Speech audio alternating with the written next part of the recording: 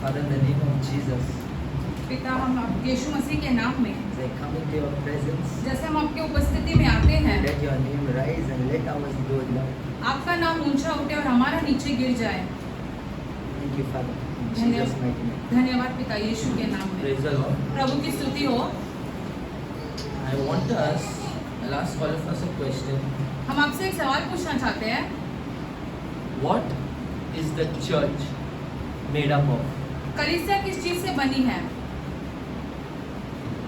What is that ingredient that you say, okay, we are going to church? वो कौन सी ऐसी वस्तु है या कौन सा ऐसी चीज है जिसके द्वारा आप कहते हैं कि हाँ हम कलीसिया जा रहे हैं?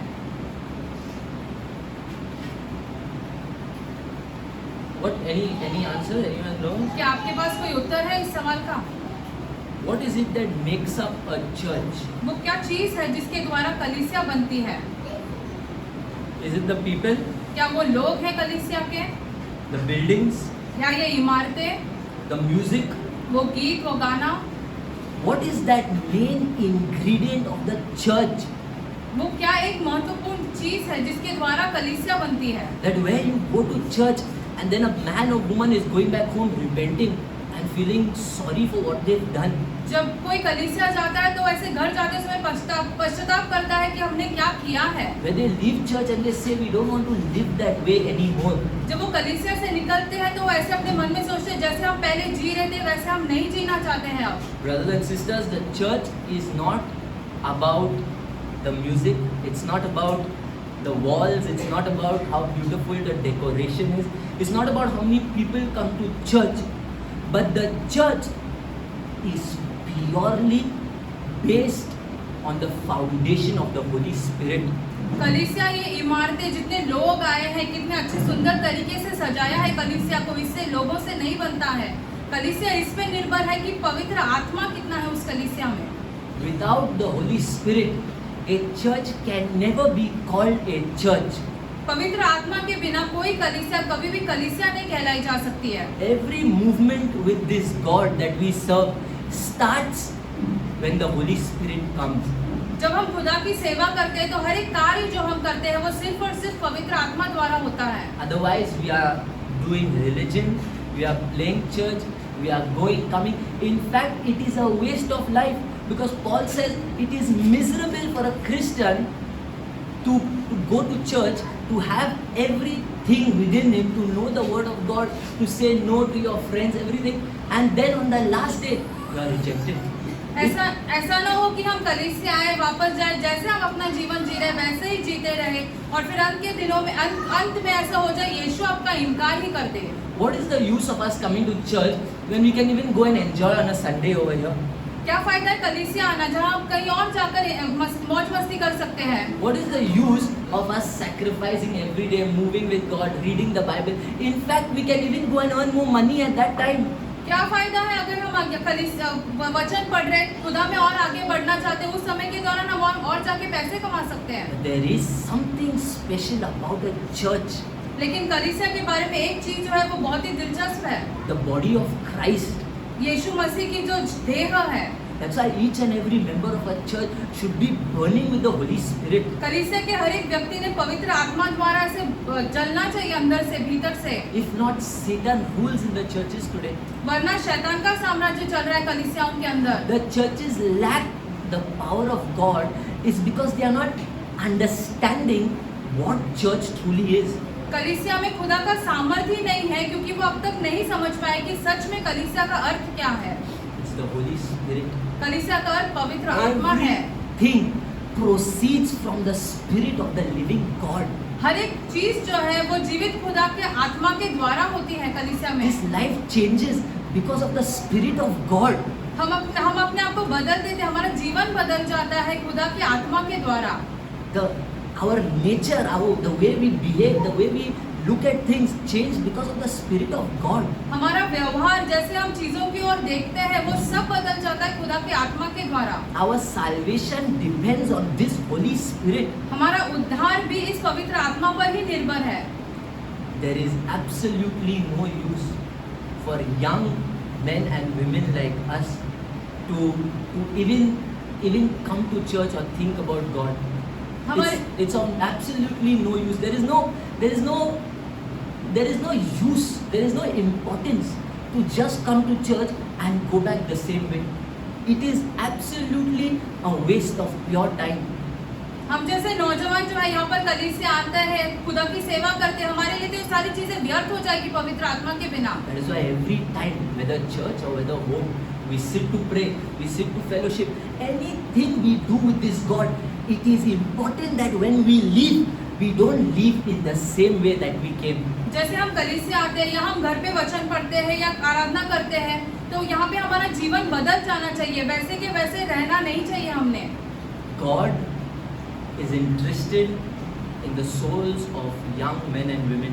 खुदा जो है नौजवान लोगों के प्राण में ऐसे दिलचस्पी रखते हैं। And Satan is also interested in the souls of young men and women. शैतान भी वही काम कर रहा है, नौजवानों के पीछे पड़ा है। That is why Jesus says, we must all be truly and sincerely born again. इसीलिए हमने सबने दोबारा जन्म लेना बहुत जरूरी है। For us people to survive on this surface of this earth, हम without being born again, there is no chance that we stand. हमने यहाँ पे ऐसे इस पृथ्वी पर अपना जीवन गुजारना चाहिए बिना दोबारा जन्म लिए, वो कोई एक फायदा नहीं होने वाला है। I was just reading about these singers in Hollywood, and one of the singers' name is Beyonce. This woman, she says that in order for me to perform on stage, I have to sell my soul to the devil. कोई Beyonce नामक एक गीत करने वाली है, वो ऐसे कहती है कि मैं आकर स्टेज पे गीत गाऊं, इसके लिए मैं अपना प्राण जो है वो शैतान के हाथ में देके आती हूँ। And the devil says that all of you people gathered here in this concert are going to hell. और शैतान ऐसे कहता है कि उस कॉन्सर्ट में जो सारे लोग इकट्ठा होते हैं उसके गीत सुनने के लिए, वो सबके सब नरक में जाएंगे। Now you know why God is raising mighty men and women of Him in order that we can stop ourselves from entering that place. इसीलिए खुदा अपने लोगों को ऊपर उठा रहा है ताकि हम वहाँ पर नहीं जाएं और ऐसे हो ना सके हमारे साथ। And without being born again, there is no competition in this world. और दोबारा जन्म लिए बिना हमारे साथ कोई और स्पर्धा ही नहीं है। I'm telling you, this world is purely a battle between light and darkness. ये संसार में एक युद्ध नियमित चलते रहता है अंधकार और उजाले में। Darkness is fighting the light and light is fighting the darkness. अंधकार जो है उजाले के साथ लड़ता है, उजाला जो है वो अंधकार के साथ That is लड़ता why I है। realized that why God is giving people the Holy Spirit. इसलिए हम जान गए कि खुदा जो है पवित्र आत्मा लोगों के भीतर क्यों देते हैं। It's the spirit of power and dominion. ये जो आत्मा है ये सामर्थ्य की आत्मा है। He is the spirit that puts darkness to shame. ये आत्मा के द्वारा हम अंधकार को बंद कर सकते हैं। The reason why some of us are even opened up to God now is because of the Holy Spirit. हम में से बहुत सारे लोग अब खुदा को जानने लगे हैं, वो सिर्फ और सिर्फ पवित्र आत्मा के द्वारा है। Satan does not like people who are burning with the Holy Spirit. शैतान को वो लोग बिल्कुल ही नहीं पसंद जिनमें पवित्र आत्मा कार्य कर रहा है। He operates on manipulations. He operates on twisting and turning the minds of people. शैतान जो है वो लोगों के मन को बदलना चाहता है, विचारों को बदलना चाहता है। But the Holy Spirit is above every other spirit in this world. लेकिन पवित्र आत्मा है वो सारे आत्माओं से ऊपर है जो इस संसार में चल रहे हैं। That is why the church is all about the Holy Spirit. It's not about any man, it's not about any woman, it's not about anything that we think it is. It is purely based, the ingredient of a church. You know the ingredient that they put in food that makes the food so beautiful in taste. The ingredient of the church is purely the Holy Spirit. कलीसिया के पवित्र आत्मा के बिना कलीसिया कुछ नहीं रहती है, ना ही लोगों के साथ ना ही कुछ। लेकिन पवित्र आत्मा वो एकमात्र चीज है जिसके द्वारा कलीसिया बनती है। जैसे हम खाने में कोई चीज डालें जिससे उसका स्वाद बढ़ जाता है, पवित्र आत्मा उसी तरह है कलीसिया में। That is what makes the fragrance of every believer rise up to God. इसके द्वारा ही हर एक विश्वासी जो है वो खुदा की ओर आगे बढ़ सकता है। The Bible says we are fragrance to those who believe and those who are perishing. हम उन लोगों के लिए सुगंध जैसे हैं जो विश्वास करते हैं और उन लोगों के लिए भी जिनका नाश हो रहा है। The fragrance is something that you can smell or you can get from far away. किसी चीज का ऐसे सुगंध जो है वो हमें बहुत दूर से पता चल जाता है। That is what the church should be. कलीसिया ने इसी तरह रहना चाहिए। And by God's grace, that is what the church is coming to soon. और खुदा की वजह से कलीसिया आकर इसी स्थान पर पहुंच रही है धीरे धीरे। Okay, we'll open to the book of John chapter 3. यूहन्ना 3 खोलते हैं।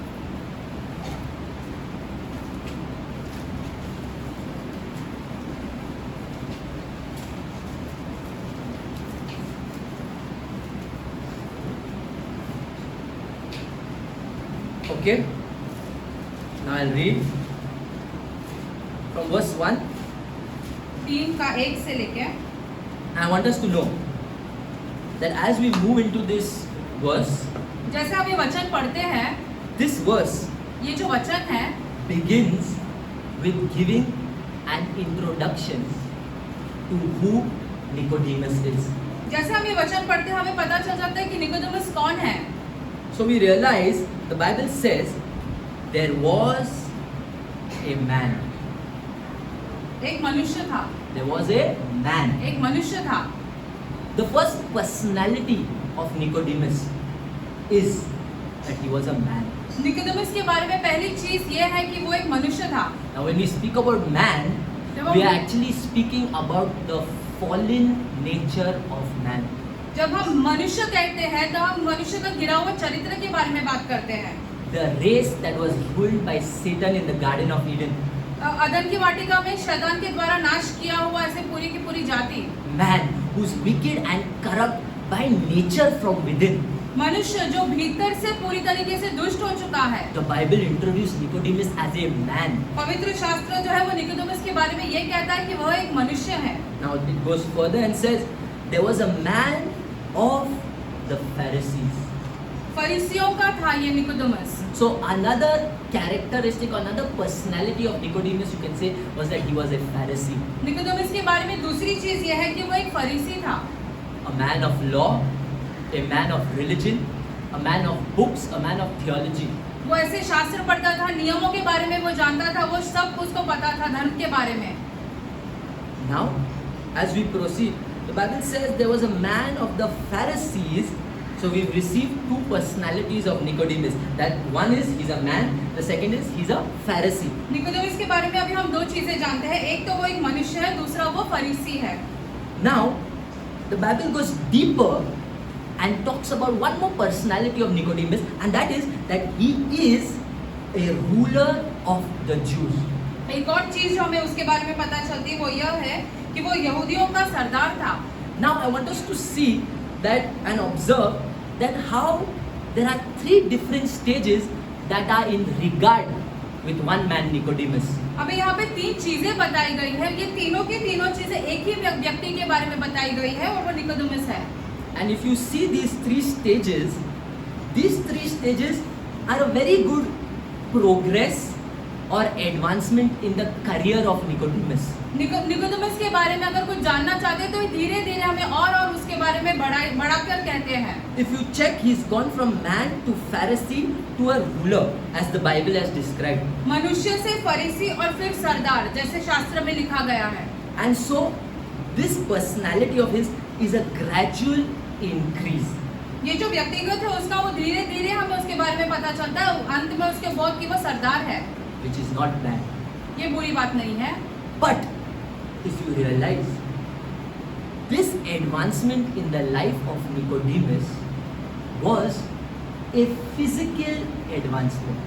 अगर ये आप चीजें देखोगे तो ये सांसारिक चीजों के जैसे है, यहाँ पे जो लिखा गया है उसके बारे में। It's not bad to be advanced physically and to grow above in ranking physically.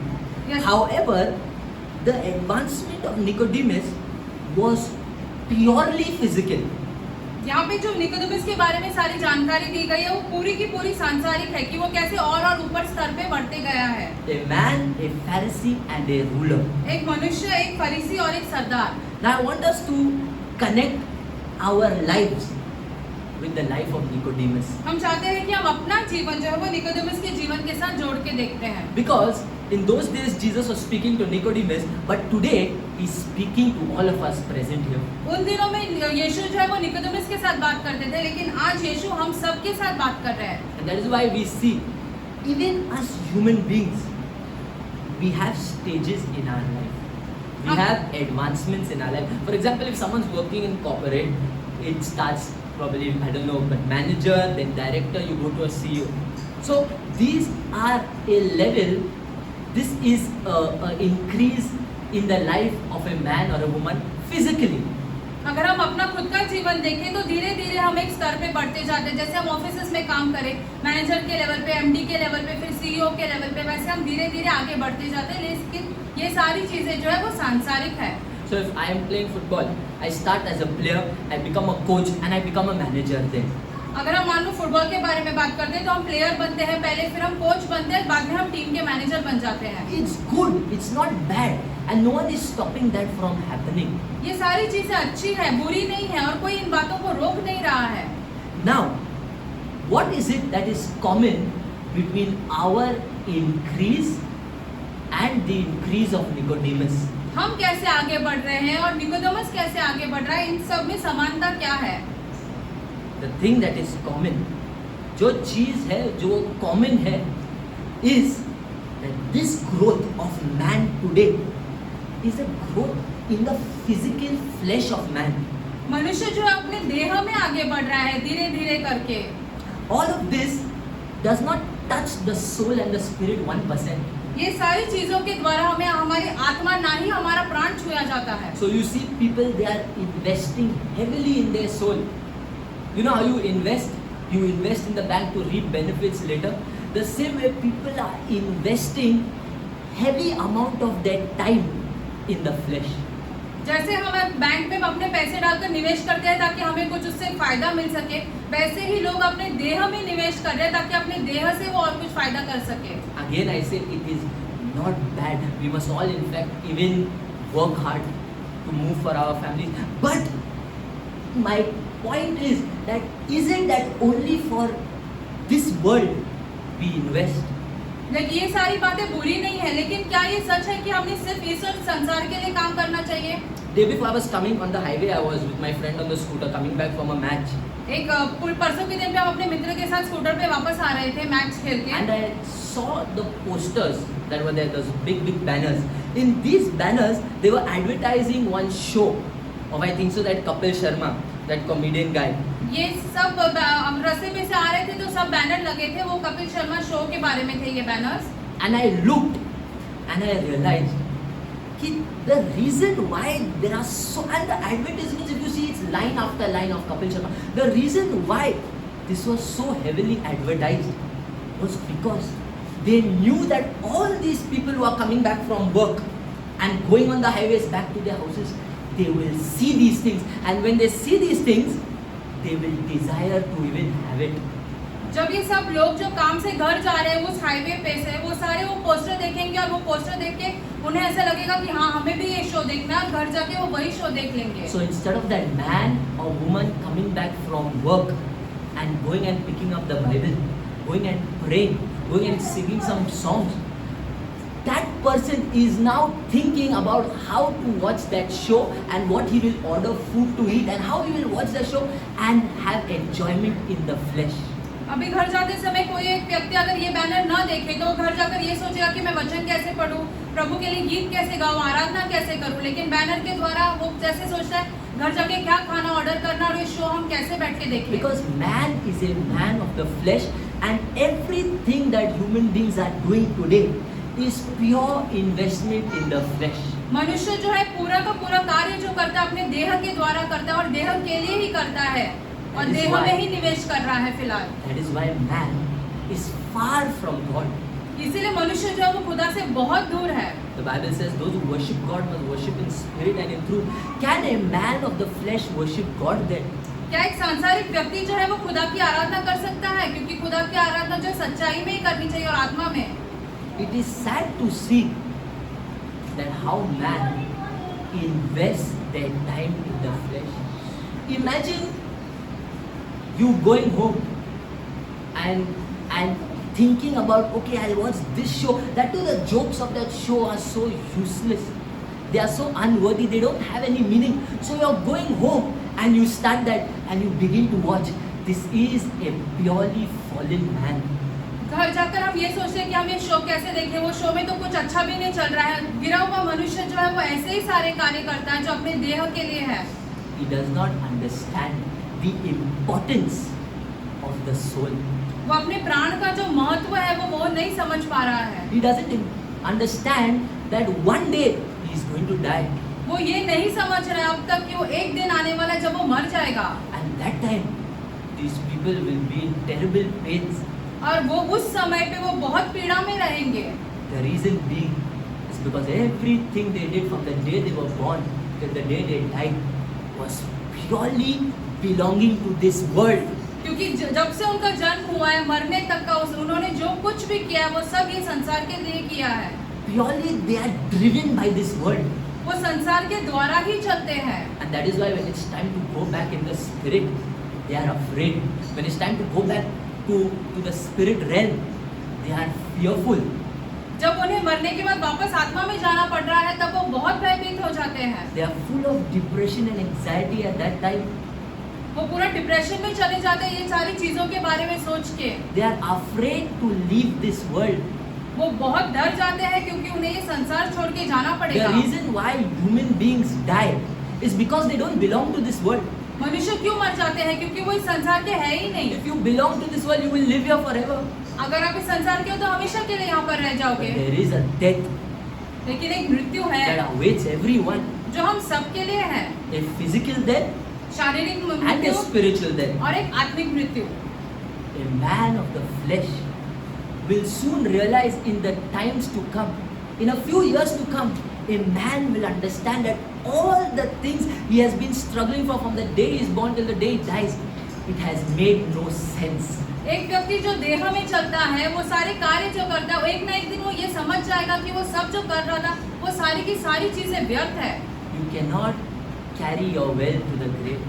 अपना जो है पैसा शौहरत जो अपने कब्र में हम नहीं लेके जा सकते हैं। You cannot carry even your family to the grave. हमारे घर परिवारों वालों के साथ भी उन लोगों को भी हम अपने कब्र में नहीं You लेके जा cannot सकते carry हैं। that bottle of alcohol to the grave. उस दारू के बोतल को भी हम अपने कब्र में नहीं लेके जा सकते हैं। And that is why all those people who hold the bottle today, the day they die, they will search for that bottle.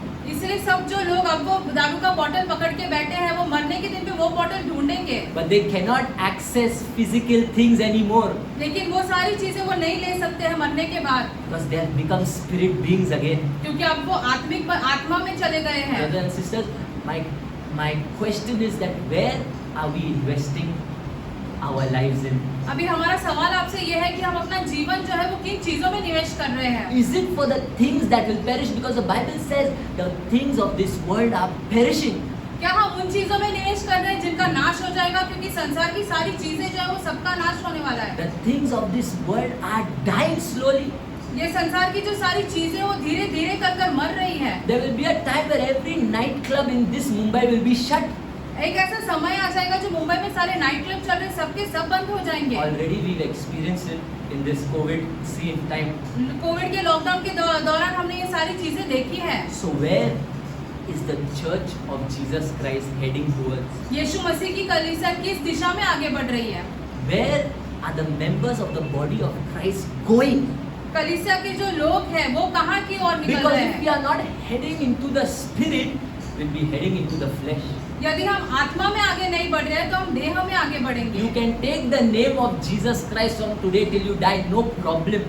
But in the end, it's about whether you have Jesus within or no. आप जन्म से लेके मृत्यु तक यीशु मसीह का नाम लेते रह सकते हो, इसमें कोई समस्या नहीं है। अंत में ये देखा जाएगा क्या यीशु आपके भीतर है या नहीं। This is an understanding that comes from the Holy Spirit. और ये सब चीजें हमें पवित्र आत्मा द्वारा ही पता चल जाती है। Many have understood it and many are going to understand it. बहुत सारे लोग ये सारी चीजें समझ चुके हैं, बहुत समझने की कोशिश भी कर रहे हैं। Where are we investing our lives? हम अपना जीवन किन चीजों में निवेश कर रहे हैं? Is it our career? क्या हमारे रोजमर्रा के काम में? A few years you will retire. कुछ वर्षों के बाद आप रिटायर हो So जाओगे। everything if you see is fading away in all its glory and beauty. जो कुछ भी आप रोज कर रहे हैं वो धीरे धीरे करके ऐसे नाश होते जा रही है। But the Bible says the word of God shall be everlasting. लेकिन खुदा का वचन जो है वो सदा कायम रहेगा। ठीक है? We've seen the introduction of Nicodemus हमने निकोदेमुस के बारे में देखा है and his progress as a physical man. और वो कैसे मनुष्य बनकर आगे बढ़ते जा Now रहे in हैं। verse 2, और दूसरे वचन में This is the introduction of Jesus Christ. अभी यहाँ पे यीशु मसीह के बारे में बताया गया And he है। says, this man came to Jesus by night and said to him, Rabbi, we know that you are a teacher come from God, for no one can do the signs that you do unless God is with him. So, the first personality, the first introduction of Jesus Christ here, यीशु मसीह के बारे में हमें एक चीज पता चल जाती है यहाँ पर पहले, that Nicodemus has introduced him that the man came to Jesus by night and said to him, Rabbi, Nicodemus जो यीशु के पास आकर उन्हें कहते हैं हे रब्बी, which means teacher. इसका अर्थ है शिक्षक। So the first introduction of Jesus here is that he's a teacher. पहली चीज यीशु के बारे में हमें पता चलती है कि वो एक रब्बी है। Now he says, we know that you are a teacher हम जानते हैं कि तुम एक रब्बी हो come from God. जो परमेश्वर के आए हैं, परमेश्वर की ओर So से the आए हैं। second personality, the second character of Jesus over here is that he is related to God. दूसरी बात यीशु के बारे में हमें पता चलती है कि यीशु का संबंध जो है वो खुदा के साथ है। And then the Bible says, no one can do these signs that you do unless God is with him. क्योंकि इन चिन्हों को कोई दूजा नहीं कहता है, क्योंकि वो आया है जो है वो खुदा के साथ ही आया है। Now the third introduction to Jesus over here तीसरी बात is that God is with him. कि खुदा भी उसके साथ है, खुदा भी यीशु के साथ है। So we see three things. Rabbi, तीन चीजें यीशु के बारे में, एक तो है रब्बी, we see the teacher who's come from God, वो एक रब्बी जो खुदा की ओर से आया है, and we see that God is with him. और तीसरी बात कि खुदा भी यीशु के साथ है। Now this introduction to Jesus is a spiritual introduction. ये सारी चीजें जो हमें यीशु के बारे में पता चलती है, ये सारी की सारी आत्मिक चीजें हैं। The Bible has put this so beautifully, पवित्र शास्त्र ने कितने अच्छे से ये लिखा है, making the readers of it to know who is man and who is God. ताकि पढ़ने वाले ये जान सके कि इन दोनों में से मनुष्य कौन है और खुदा कौन है। The hierarchy in Jesus' introduction यीशु के बारे में बताते हुए आगे एक स्तर में, went from him being a teacher to him having God within himself. यीशु के बारे में पता करते समय ये बताया गया है कि पहले तो वो रब्बी थे और अंत में ये पता चलता है कि यीशु मसीह के पास खुदा भी थे। The spiritual growth of a man. एक मनुष्य की आत्मिक जो उन्नति है कैसे आगे बढ़ सकता है। Now this is the real growth. ये जो है वो सच्ची बढ़ोतरी होती है या सच्चे ऐसे आगे बढ़ना होता है The किसी growth मनुष्य का। physically is good, but the growth spiritually is what the church require today. सांसारिक चीजों में हम आगे बढ़ते जाइए बहुत अच्छी बात है, लेकिन आत्मिक चीजों में भी आगे बढ़ना कलीसिया को ये सबसे ज्यादा महत्वपूर्ण है। Unless we grow spiritually, there is no hope for man on this earth. जब तक हम आत्मिक चीजों में आगे नहीं बढ़े तो हमें कोई ऐसी आशा ही नहीं है यहाँ पर। We will live and we will die in the next 40 years. हम जिएंगे और अगले 40 वर्ष में हम मर जाएंगे, But a man of the spirit has hope after this world.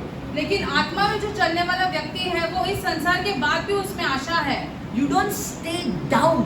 The things that we see are the things above. हम यहाँ पे नीचे की ओर नहीं देखते हैं, हम जो चीजें देखते हैं वो ऊपर की ओर आंखें उठाकर देखते हैं। These are the things that should please a true child of God. ये सारी चीजों के द्वारा एक जो सच्चा खुदा का जन है उसमें दिलचस्पी रखनी चाहिए। But what is pleasing a child of God today?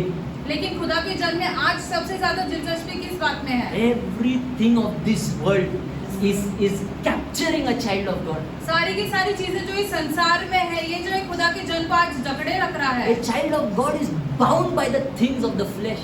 जो देह की सारी चीजें उनमें वो जकड़ के रह गया है। And remember, the Bible says flesh is flesh. No matter how you try to improve your flesh, it will remain flesh. देह जो है वो देह ही है, कितना भी तुम कोशिश करो अपने देह को सुधारने, लेकिन वो देह ही रह जाएगा। That is why man is dust to dust.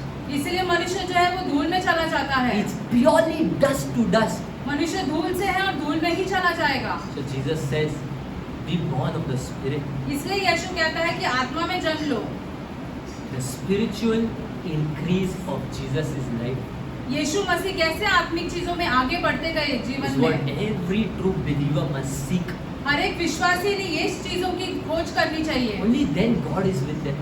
और फिर सिर्फ और सिर्फ तब खुदा उनके साथ The रहेगा। Bible says, "Seek ye first the kingdom of God and His righteousness." खुदा का साम्राज्य और उसकी धार्मिकता पहले ढूंढो। Every pleasure and peace that comes from God will be into your life. सारी चीजें, सारी शांति जो है वो जो खुदा की ओर से आ रही है वो सबके सब तुम्हारे भीतर रहेगी तब। But because Christians are seeking the things of Satan's world, क्रिस्ती जो है वो शैतान के संसार की चीजों के पीछे खोज कर रहा and so है, Satan is in their life. इसीलिए शैतान उनके जीवन में है। When they complain, we have this sickness, that problem, that issue, it's because you don't have your Creator with you. और फिर हम ऐसे कहते हैं कि हमारे पास ये समस्या है, ये बीमारी है, क्योंकि हम जिसने आपको बनाया वही आपके पास नहीं है। When Jesus Christ prayed, He said, "Father, I don't ask that you take them away from this world, but I ask that you keep them from the evil one." यीशु ने जब अपने लोगों के लिए प्रार्थना की तब यीशु ने नहीं कहा पिता से कि इन लोगों को संसार से दूर कर, लेकिन ये कहा कि इनको शैतान के हाथों से बचा के रख। Out of everything, why did Jesus pray to keep them from the evil one? सारी चीजों में से यीशु ने ये ऐसी प्रार्थना क्यों की कि हम शैतान के हाथों से बचाए जा सके या सुरक्षित रहे? Because the evil one will come. क्योंकि शैतान जो है वो विरुद्ध आएगा लोगों के। You want, you can be ignorant towards it. You want, you can say कुछ नहीं. But he will come, and that is why Jesus has prayed against that. ऐसे नहीं कि ये सारी चीजें नहीं होगी, लेकिन ये इसीलिए ये बहुत ही महत्वपूर्ण है और यीशु ने इसके लिए ही प्रार्थना की है ताकि हम शैतान के हाथों से बचाए जा सके। But when he comes, what does he see? जब Does he वो आता see है तो a क्या man देखता है? of the flesh, or does he see a man filled with the presence of God? क्या वो देह में चलने वाला मनुष्य देखता है या खुदा की आत्मा के द्वारा भरा हुआ व्यक्ति देखता है? The reason why we are complaining from Monday to Saturday, we are complaining, and even in church when we come, we are complaining, is because we are not filled with God. हम दिन भर जो है वो सब सारे के सारे दिन ऐसे टकरार करते रहते हैं कि ये है वो है, क्यों? क्योंकि खुदा की उपस्थिति हमारे भीतर है ही नहीं। The things of the flesh have conquered our lives.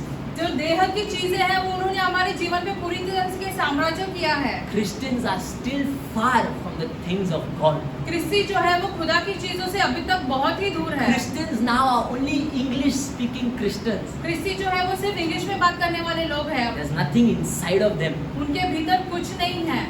There is a gun and they have a bullet, but there's no gunpowder in that bullet.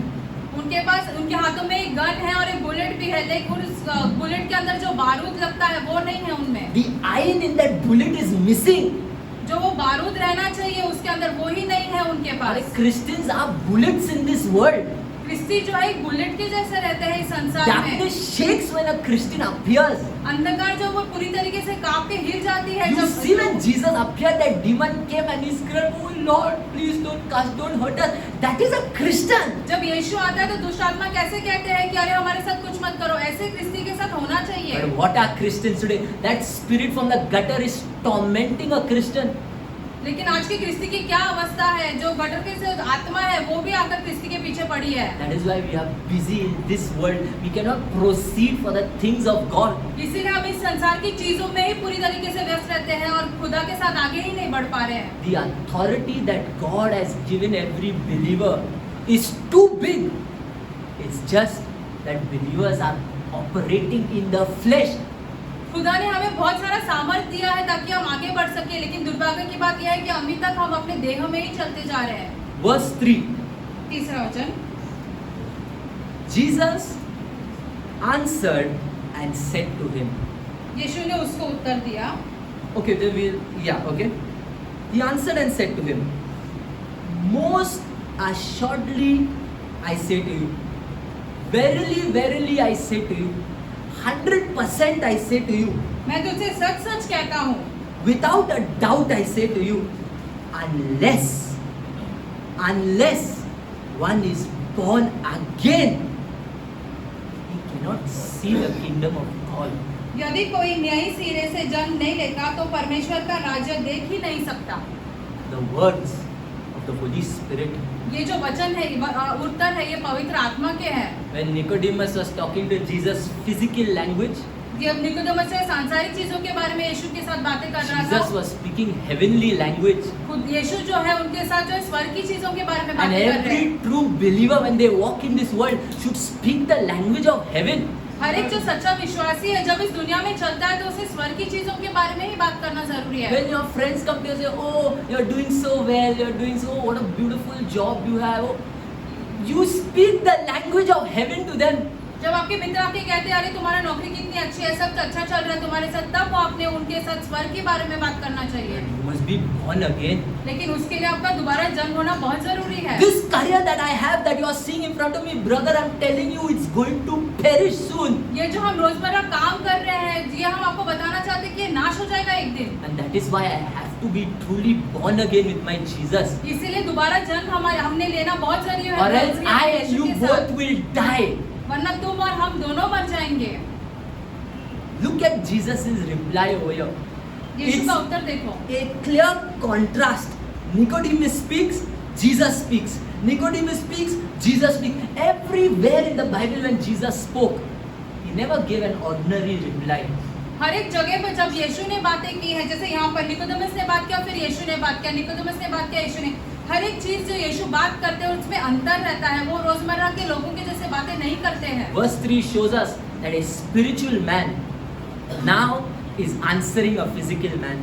या वचन 3 में हमें ये पता चलता है कि एक आत्मिक व्यक्ति जो एक सांसारिक व्यक्ति के साथ कैसे बात करता A है। man of the spirit is now answering a man of the flesh. एक आत्मिक व्यक्ति जो है वो एक सांसारिक व्यक्ति के सवालों का उत्तर दे रहा है। A spiritual man will always speak from the Holy Spirit. एक आत्मिक व्यक्ति जो है हमेशा पवित्र आत्मा के द्वारा ही बात करेगा। And the physical man will always speak from the bindedness of his flesh. लेकिन एक सांसारिक व्यक्ति अपने देह के द्वारा ही बात करेगा हमेशा। The flesh and the spirit are always fighting each other. देह और आत्मा ये हमेशा लड़ते रहते हैं एक दूसरे से। That's why I said it's a battle for your soul. इसीलिए हम कहते हैं कि एक युद्ध है आपके प्राण के लिए। It's not about coming to church and pleasing someone that you are coming to church. यहाँ पर ऐसे नहीं है कि आप कलीसिया किसी को खुश करें कि हाँ आप कलीसिया आए हो। Is your soul really saved? क्या आपका प्राण सच में बचाया गया Is your है? soul on the path to where God is? क्या आपका प्राण उस मार्ग पर है जिस मार्ग पर खुदा है? If that is not there, then it's just church. अगर ये ऐसा नहीं है तो सिर्फ ये ऐसे ही कलीसिया है। It's just a physical gathering that has no meaning. ये ऐसे ही होगा कि लोग ऐसे ही इकट्ठा हो रहे हैं जिसका कोई अर्थ ही नहीं हो। The flesh is reigning in every believer today. देह जो है हर एक विश्वासी के भीतर साम्राज्य कर रहा है। But if a believers of the Spirit, दूर से दिखेगा, you see this one. This one is of the Holy Spirit, because the Spirit of God and the flesh are totally different. अगर कोई व्यक्ति आत्मा में चल रहा है तो हमें दूर से पता चलेगा कि ये व्यक्ति आत्मा में चल रहा है, क्योंकि देह में चलने वाला और आत्मा में चलने वाले इन दोनों में बहुत अंतर रहता है। So if they can't understand us as a child of God, that there is a question mark to your salvation. आपके ऐसे उद्धार पे एक सवाल उठता है फिर। It's not about saying I love Jesus. It's not about crying a few tears, but it's about how we move out from here and represent this Jesus. ऐसे नहीं यहाँ पे आकर कहते हैं कि हम यीशु मसीह से प्यार करते हैं, पश्चाताप हमने यहाँ से बाहर जाने के बाद कैसे जीते हैं उस पे निर्भर है। The day you were accepted, that day was the day you lost every excuse in this world. जब आपको ग्रहण किया, जब आपको यीशु ने अपने ओर ले लिया, उस समय पे आपने सारे जो ये जीवन के बारे में चल रहा है वो सब चीजों से आप दूर हो गए। That day you and me became a representative of the Most High. उस दिन पे हमने ऐसे यीशु के लिए हम खड़े हो गए हैं। फिर उस दिन के बाद से The flesh is very noisy in believers. बहुत आवाज कर रहा है. It is continuously dragging them away. जो देह में चलते हैं वो पूरी तरीके से उन्हें बार-बार यीशु से दूर खींचते रहते हैं।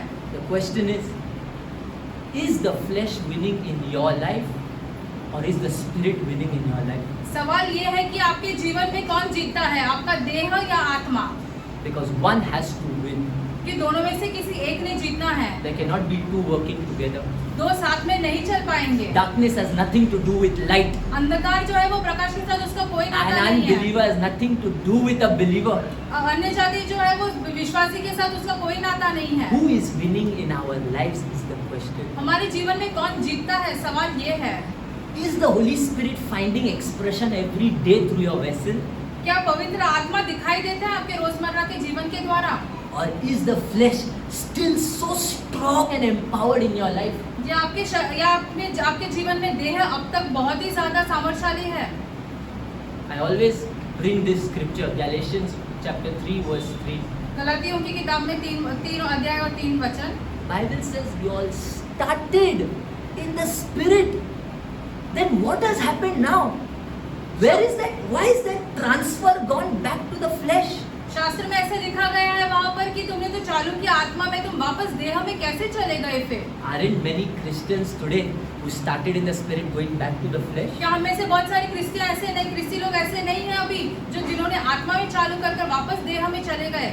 The flesh, brothers and sisters, has a way. It has a technique, a formula to drag a man from the kingdom of God back to the kingdom of this world. देह में एक ऐसी चीज है जो हमें खुदा के साम्राज्य से दूर लेके जाके इस दुनिया के साम्राज्य के ओर लेके आती है। That is why prayer is born. इसलिए प्रार्थना का जन्म होता है। Because if you don't pray, the Bible says you will fall into temptation. क्योंकि यदि तुम प्रार्थना नहीं करोगे तो परीक्षा में जरूर गिरोगे। The flesh has been having authority for so many years in your life. हमारे देह ने हमारे ऊपर इतने समय से साम्राज्य किया है। 22 years probably in my life. हमारे वर्ष में कह लो कि ऐसे 22 वर्ष से। And now 3 years you want to come to Jesus? अभी 3 वर्षों से ही तुम यीशु के पास आना चाहते हो? It's not going to be easy. ये ऐसे आसान नहीं होने वाला Like the है। people think it will be easy. जैसे लोग सोचते हैं हाँ ये सब चीजें बहुत ही आसान These है। people who think it is easy, they've never understood God. ये लोग जो सोचते हैं ये बहुत ही आसान है, कभी खुदा को ही नहीं समझ पाए They हैं। never understood the demands of God on a Christian. वो अब तक ये नहीं समझ गए हैं कि खुदा क्या चाहता है What क्रिस्ती is से। a Christian? एक Who क्रिस्ती is a क्या Christian? है? What is the authority of the Christian? एक क्रिस्ती के पास क्या अधिकार है? We are not just called Christians just because of our name. हम ऐसे क्रिस्ती इसलिए नहीं कहलाते कि हमारे क्रिस्ती नाम है। It is the presence of God in that person's life. खुदा की उपस्थिति उस मनुष्य के जीवन These में। people in Galatia, they were being taken back into the flesh गलातियों की किताब में से लोग वापस अपने जो देह में चले गए। because all their life, even after coming to the Spirit, the flesh they were compromising. आत्मा में आने के बावजूद वो देह में सारे समझौते कर रहे थे।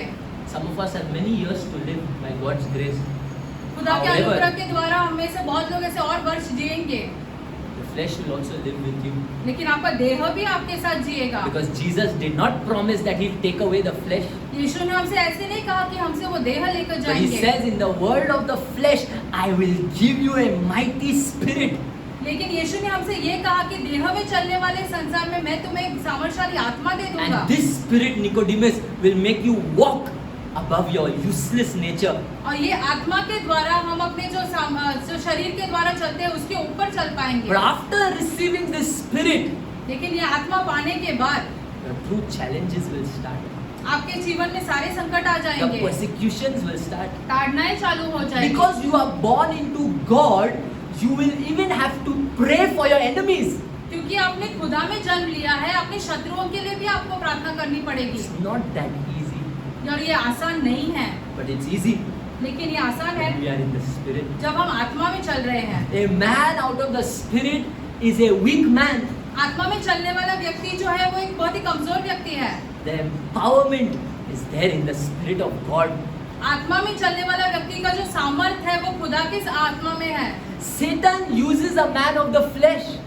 शैतान जो है वो देह में चलने वाले व्यक्ति को पकड़ लेता है। That is why be careful of Christians that are not spiritual.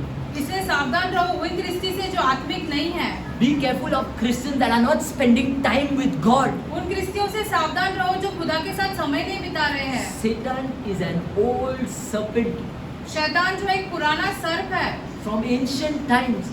बहुत समय से He has mastered how to take away Christians. वो ये जान चुका है और ये समझ गया कि क्रिस्तियों को कैसे दूर And करना this is a चाहिए। reality. और ये सच्चाई है। For those who are blinded towards this reality, they will go down. जो इस सच्चाई को नजरअंदाज कर रहे हैं वो गिर जाएंगे। Satan is disguising himself as though he is not present in this world. शैतान ऐसे दिखा रहा है हमें कि वो है ही नहीं संसार में। The greatest lie. सबसे बड़ा झूठ। Aren't some of our own people who started in the flesh, who started in the spirit, going back to the flesh. हम में से कुछ लोग जो है जिन्होंने आत्मा में शुरुआत की, क्या हम वापस देह में नहीं जा So रहे why हैं? is it happening? Does it mean that God does not like them anymore? क्या ये इसका कहने का ये अर्थ है कि खुदा उनको नहीं पसंद Or करता God है? has abandoned them? क्या खुदा ने उनको त्याग दिया है? It's not like that. God loves them. ये ऐसी बात नहीं है, खुदा अब भी उनसे प्यार करते हैं। It is our people who don't want to stay with God. लेकिन ये हमारे लोगों की समस्या, वो खुदा के साथ रहना ही Because नहीं चाहते हैं। staying with God, you will sometimes feel like dying.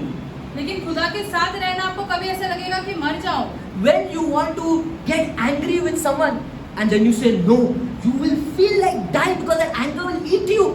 जब आप किसी पे क्रोधित होना चाहते हैं लेकिन आपका आत्मा कहेगा कि नहीं, ऐसे वो जो क्रोध वह आपको इतना खाएगा, ये आपको लगेगा कि मरना ही बेहतर But है। after a few minutes, there will be a rejoicement in the Holy Spirit. लेकिन कुछ समय के बाद जो आत्मा में आप बहुत खुश हो जाओगे। For those whose flesh is still so mighty, the flesh will speak, but those whose flesh is still conquered them, it is time for these people to go into the clinic of the Holy Spirit. ये सारे लोग जिनका देह अब तक बहुत ही सामर्थ्यशाली है, वो ऐसे रुग्णालय में जाए आत्मा के द्वारा। The same way we are sick, we are injured, anything, we go into a hospital to check ourselves. जैसे हम कोई बीमार हो, हमें कुछ ऐसे लगा है तो हम अस्पताल जाते हैं। What about our spiritual sickness and injuries? आत्मिक जो है हमारी जो चोट है या बीमारियां हैं उसके बारे में क्या? There is a hospital for those kind of injuries. उन सारी चीजों के लिए भी एक अस्पताल है, And that hospital is the hospital of the Holy Spirit. और वो अस्पताल जो है वो पवित्र आत्मा का अस्पताल This है। hospital consists of your prayers, your fasting, your worship, your Bible. इस अस्पताल में हम अपना प्रार्थना करते हैं, उपवास करते हैं, वचन पढ़ते हैं। These are those ways that increase the spirit of man ये above the flesh. सारी चीजें करके हम अपने आत्मा में आगे बढ़ सकते हैं, देह के ऊपर। In the book of Matthew chapter 17 verse 21, मत्ती 7 का 21, let's open.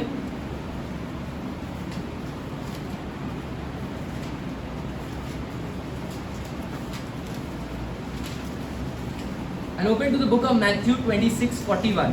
मत्ती 26 का 21 भी खोलते हैं। Now these two ये दो वचन scriptures speak about the urgency of coming into the spirit. ये दो वचन पढ़ के हमें ये पता चलता है कि आत्मा में जल्दी से जल्दी आना कितना महत्वपूर्ण है। It says, "Oh, this kind go it not. This kind go it not, ऐसे प्रकार का नहीं चाहता है, but by fasting and prayer." लेकिन उपवास करने के द्वारा ही। And in Matthew 26:41, it says, "Watch and pray." What मत्ती does it 26 say? में ये कहा गया है कि सावधान रहो और प्रार्थना करो। Watch and pray. सावधान रहो और प्रार्थना करो। Watch and pray.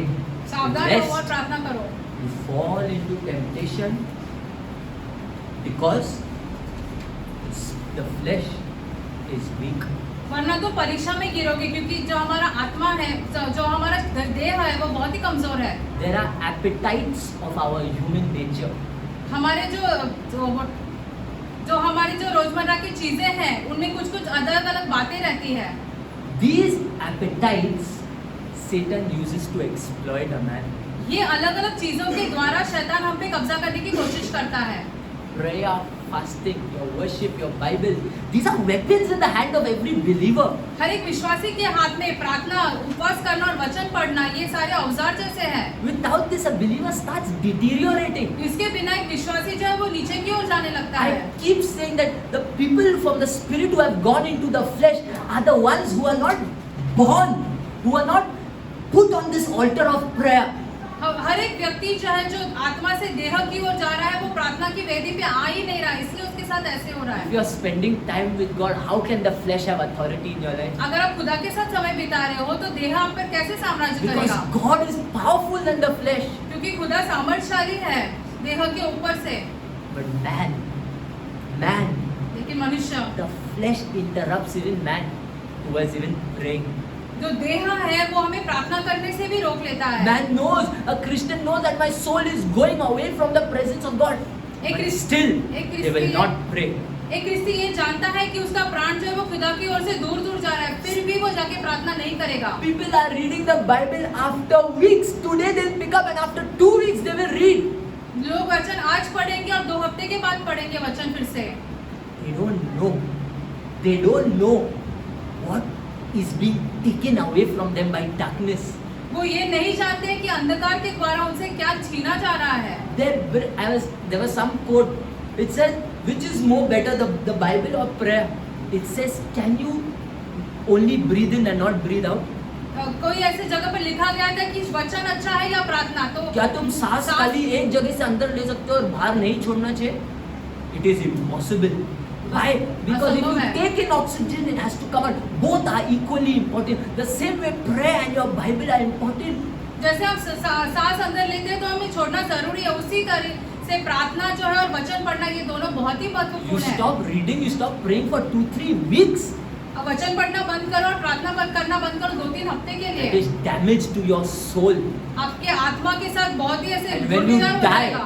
and when you die, we will all regret कि क्यों नहीं किया था यार? Time था मेरे पास. I had the time, but I chose to sleep.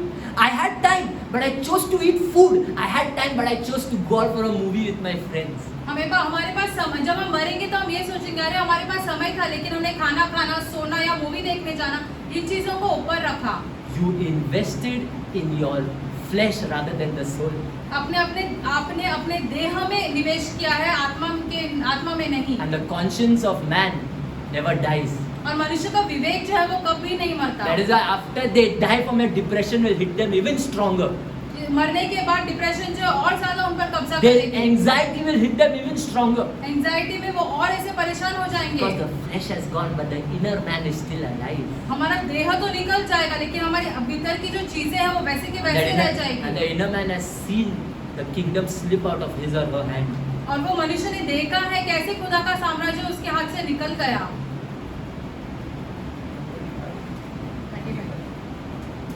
All right. Now we'll quickly move. Just last one, and that is let's go to verse 5. यूहन्ना 3 5वां वचन।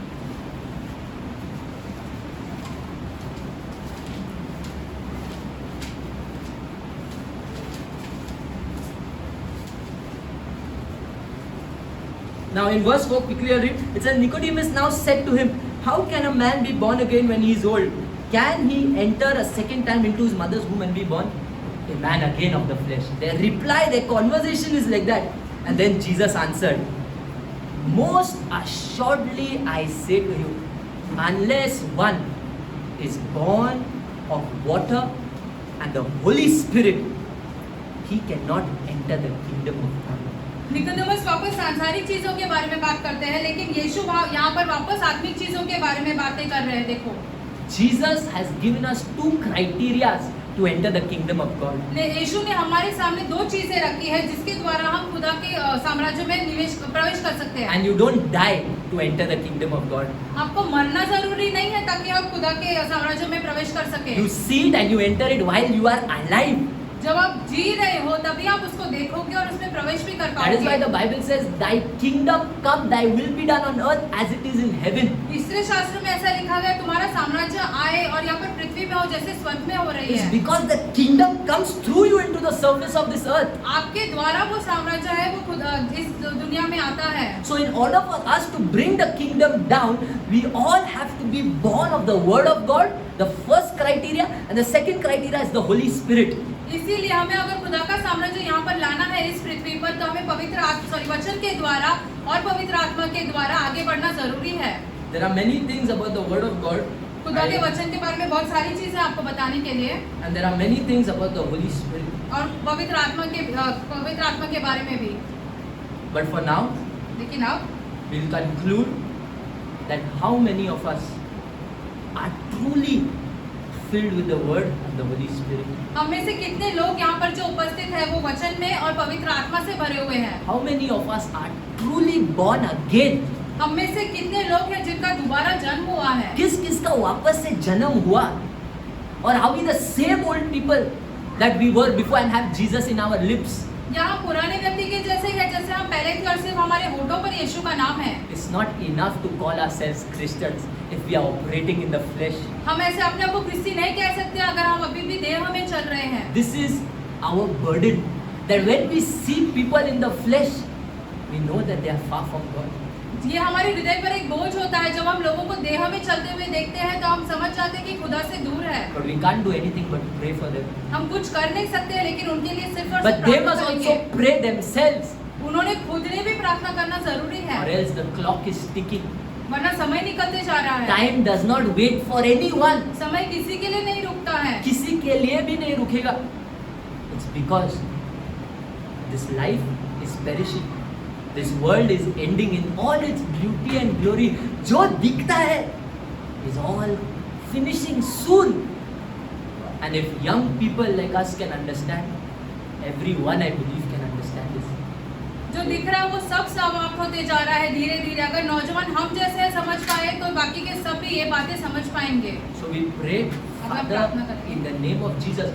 First, there are people who need to renounce and reject things from their past. यहाँ पर ऐसे उपस्थित लोग हैं, अपने पुराने जीवन में जो वो करते थे वो सब चीजें छोड़नी जरूरी There है। are still people who are connected. Not you cannot see them physically, but spiritually they are still connected with idols and devils. यहाँ पर ऐसे लोग जो उपस्थित हैं वो अभी तक मूर्तियों के साथ और शैतान के साथ जुड़े हुए हैं। So those who sincerely want to be born again, first have to reject those things. जिनको दोबारा जन्म लेना जरूरी है, जिनको ईमानदारी से ये करना है, वो सब चीजें छोड़ दे और त्याग दे। Father, in the name of Jesus, स्वर्गीय पिता यीशु मसीह के नाम में, Lord, I reject everything from my past. खुदा हम अपने जीवन में से पुरानी चीजों को छोड़ देते हैं। I reject every old Nikhil from the past. हम हमारे शरीर हमारे में से हम पुराने जो है व्यक्ति को त्याग देते हैं पूरी तरीके से। Lord, we are your children. खुदा हम आपके बच्चे हैं। We don't belong to those old things, Lord. हम अभी वो पुरानी चीजों के साथ संबंध नहीं रखते हैं। The old things cannot have authority upon our lives. पुरानी चीजों का हम पर कोई अधिकार नहीं हो सकता The है। old things cannot have authority upon the members of this church. पुरानी चीजें जो है वो इस कलीसिया के लोगों पर अब नियंत्रण नहीं कर सकती Lord, the है, Bible says the old is gone, the new has come. क्योंकि वचन ऐसे कहता है कि पुराना निकल गया है और नई चीजें आ गई And है। I pray in the name of Jesus, anything holding the members of this church from the past be broken now in the name of Jesus. खुदा हम ये प्रार्थना करते हैं कि ये सारी चीजें जो पुराने जीवन में से लोगों को जकड़े रखी है वो तोड़ दिया जाए यीशु मसीह के नाम में। Every power from the pit of hell holding the members of this church right now be broken in the name of Jesus. नरक के हर एक सामर्थ्य जो है वो तोड़े जाए इन लोगों के भीतर में से। Father, खुदा help us to be truly born again. हमें ऐसे ईमानदारी से जो दोबारा जन्म लेने दो। Lord, we cannot do it on our own. हम खुद से नहीं कर पाएंगे ये It is by you आपके द्वारा है that we can receive this new glorious life. कि हम ये दूसरा महिमावन जीवन पा सके। Lord, I pray today for myself, every member of this church also, खुदा हम अपने लिए और कलीसिया के हर एक लोगों के लिए प्रार्थना करते हैं that Lord, you help us to be born again. कि आप हमें दोबारा जन्म लेने दो। We don't want to live like the same old people. हम जैसे पहले जीते थे वैसा नहीं जीना चाहते हैं। Help us to change fully. हमें बदलने दो खुदा। Help people to look at us and say that these people are not of this world. ऐसा हो कि लोग हमारी ओर देखें और बोले कि ये लोग जो इस संसार के नहीं हैं। Let them say, Lord, that these people belong to a God who is the creator of heaven and earth. ऐसा हो कि लोग हमारी ओर देखें और कहें कि स्वर्ग और पृथ्वी रचने वाले के खुदा के ये लोग हैं। Lord, I pray that you do it for this church. खुदा हम प्रार्थना करते हैं कि आप इस कलीसिया के लिए ये सारी चीजें कर दो। I pray that you do it for our family members. हम ये प्रार्थना करते हैं हमारे घर परिवार के लोगों के लिए सारी चीजें कर दो I खुदा। pray that you don't let one soul miss your kingdom, Lord. ऐसा हो कि कोई एक प्राण आपके साम्राज्य में से निकल कर ना जाए। I pray for the baptism of the Holy Spirit. हम पवित्र आत्मा का बपतिस्मा के लिए प्रार्थना Lord, करते हैं। fill every member in the name of Jesus with your Holy Spirit. हर एक व्यक्ति को आपके पवित्र आत्मा के द्वारा भर दो खुदा। Let the fire of the Holy Ghost come upon every member of this church. पवित्र आत्मा की आग जो है वो उस कलीसिया के हर एक सदस्य के ऊपर आ जाए। Baptize us with your holy fire, Lord. हमें अपने पवित्र आत्मा के स्वाद और सामर्थ्य के साथ बांध के रखो खुदा। Make us bold in your Holy Spirit, Lord. हम साहस से भरे रहे आपके पवित्र आत्मा में। As we move from here, Lord, जैसे हम यहाँ से निकले, let your name be glorified. आपके नाम को महिमा मिले खुदा। Today there shall be a change. Today there shall be a change in everyone's life in where they follow you. आज हम सबके जीवन में एक बदलाव आए खुदा। Lord, do it for your church. आपकी कलीसिया के लिए कर दो So खुदा, that not one soul is lost. ताकि एक प्राण भी आपके साम्राज्य से निकल कर ना जाए। Thank you, Lord, धन्यवाद आपका for खुदा, who you are. आप कौन हो इसलिए। Thank you for you don't forget who we are. धन्यवाद आपका इसलिए क्योंकि आप भूलते नहीं हो कि हम कौन हैं। Your love for us doesn't turn around. आप हमारे प्रति हमारे प्रति आपका प्यार कभी बदलता नहीं Love है। each and every member, Lord. आप हर एक सदस्य से बहुत प्यार करते हो। We thank you for this privilege. आप इस चीज के लिए हम आपको धन्यवाद देते हैं। Take all the glory and take all the honor.